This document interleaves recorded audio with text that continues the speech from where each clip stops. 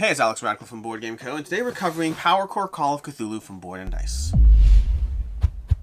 Power Core Call of Cthulhu is the start of the Power Core system, or at least that seems to be a system that will develop, but starting off with Call of Cthulhu, loosely based on the RPG system, very loosely thematically in some way. I've never played it, I don't honestly know. But either way, this is a two-player head-to-head card game. It's a two-player head-to-head card game using the Power Core system. The Power Core system, which is going to utilize these cores over here, these cores, which are going to be going onto your cards. You'll be playing cards from your hands, cards that will go into your area, be placed with a core on them, and then those cores will rotate, giving you various extra, well, things, damage, shields, healing, card draw, any number of different things in the system.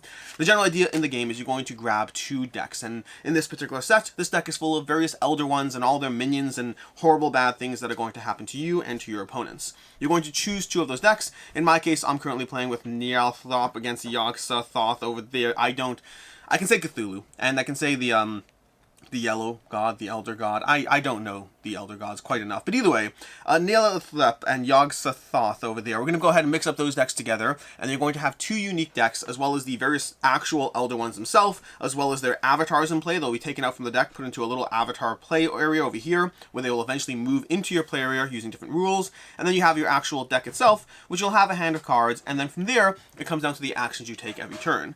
Every turn you'll have two actions, and the actions you have are basically playing cards, drawing cards, or rotating power cores. We'll come back to the rotating power cores and how that plays out. At the end of your turn, you'll draw back up a card, rinse and repeat the cycle, going back and forth, until eventually you deplete your other opponent's life down to 0.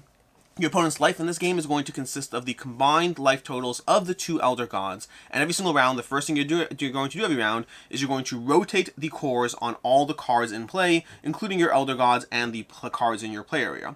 You'll have cards in your play area equal to the specific number allowed by your Elder Gods plus 1, so in this case we have 1, 1, and 1, so 3 cards are allowed to be in my play area at one time. This enemy over here has 1, 2, and 1, so a total of 4 cards, so you'll have variable life totals, variable abilities, variable cards in play, completely unique decks, completely unique avatars, and the combination of those two things melded together, combined with the Power Core system, defines what you're going to do in the game.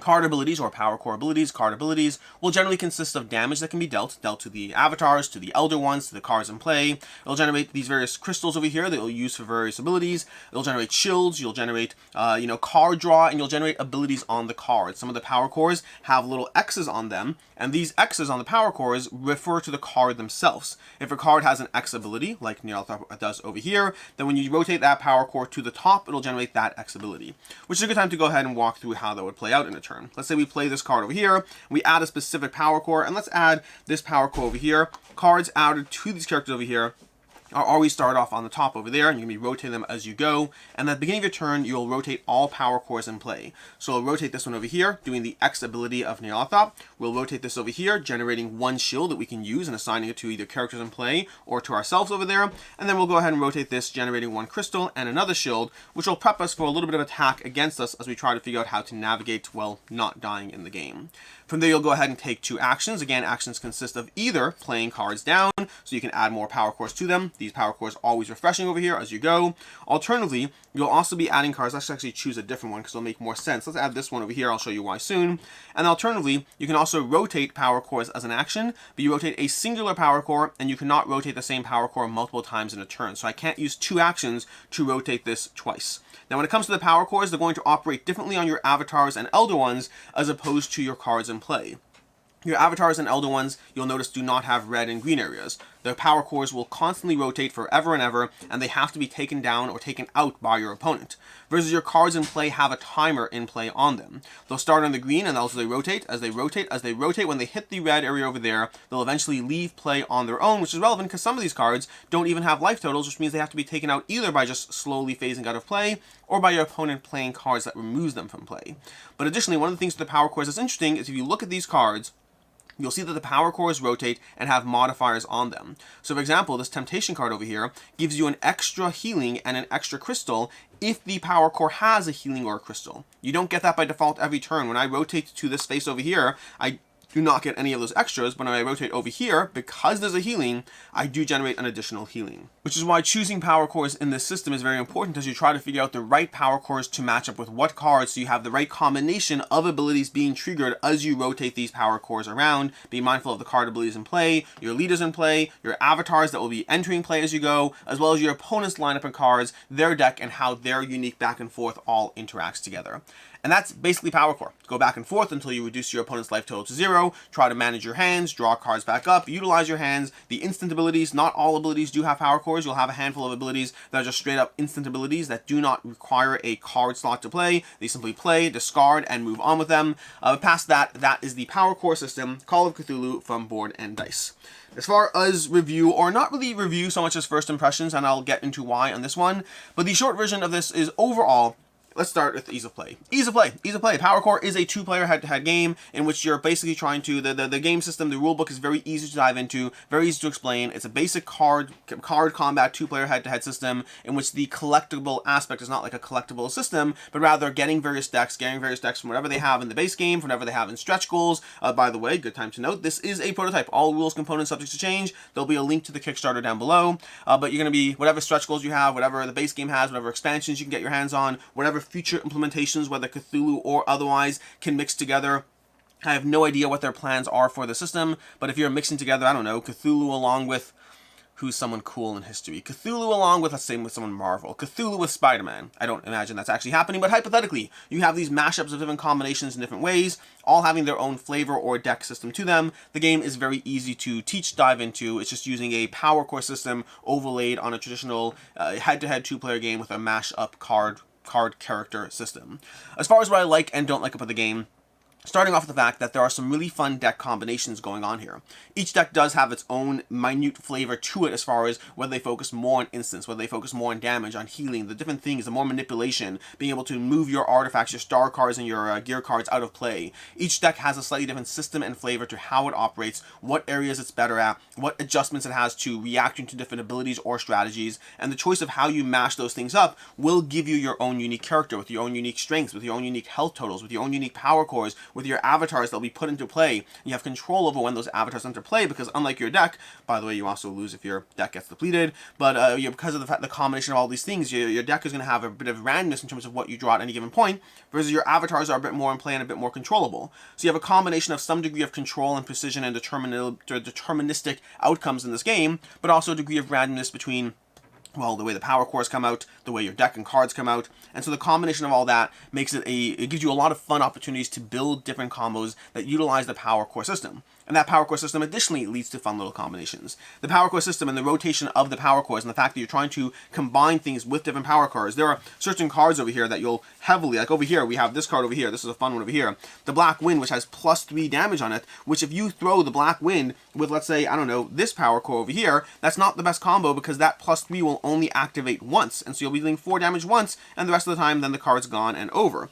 But alternatively, you throw that with this power core, this power core is activating those fists every single round. And so instead of doing 4 damage, you're going to be doing 5 damage, plus 4 damage, plus another 5 damage for an insane hit, combined with that extra, the crystal over there you're going to get there.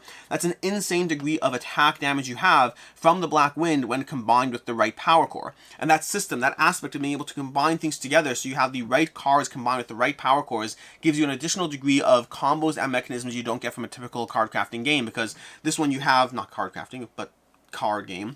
This one you have the combination of a degree of your consistent power cores that are always the same. You and your opponent have your own different decks of power cores. Your avatars and your leaders do have their own unique power cores, but the main power cores in play are different. And so overall this gives you a great degree of additional fun because of the power cores in the game. And overall the net everything over here is you have a game that has a good amount of decision space, an easy degree of combining, an easy degree of customization to give you different decks and different gameplay styles. It is quick moving, easy to teach. The depth to complexity ratio for Power Core Call of Cthulhu is very solid.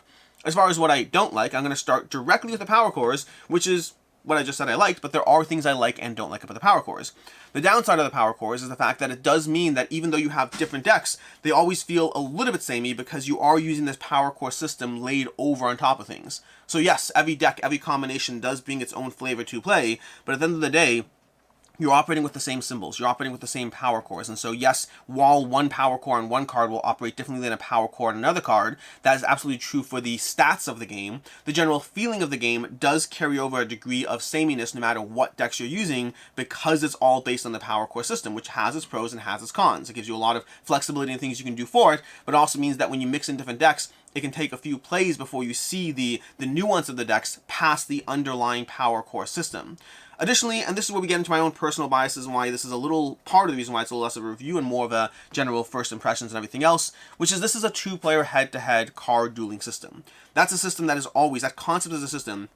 We have a lot of knowledge of the card decks, we have multiple decks in play, we have more expandability, and the greater degree you dive into any single deck gives you more degree of knowledge over the system and advantage in the system. That system in general has always been something that has never worked well for me long term. I play a lot of different games, and I find that usually those games tend to shine the most as you dive into the same stuff again and again and again, as you learn the intricacies, as you pick your decks, as you figure out that you really like pairing up, Yogg-Sothoth with Shub, I can't pronounce these names, I'm sorry, with Shub Niggurath over here. And so you have those degrees of knowledge and intimacy within those systems, and I usually don't dive into the systems deeply enough to see that depth, which is part of why this is very much a first impressions, because while I've played Power Core, I've tried different decks, I've tried different combinations, I feel that to really be able to talk fully, well, competently about the system, I would need to play it significantly more. The same reason why these games tend to not last in my collection is the same reason why I say, hey, I've seen a lot of this, and there's many things I like, but also I haven't fully dived into it nearly enough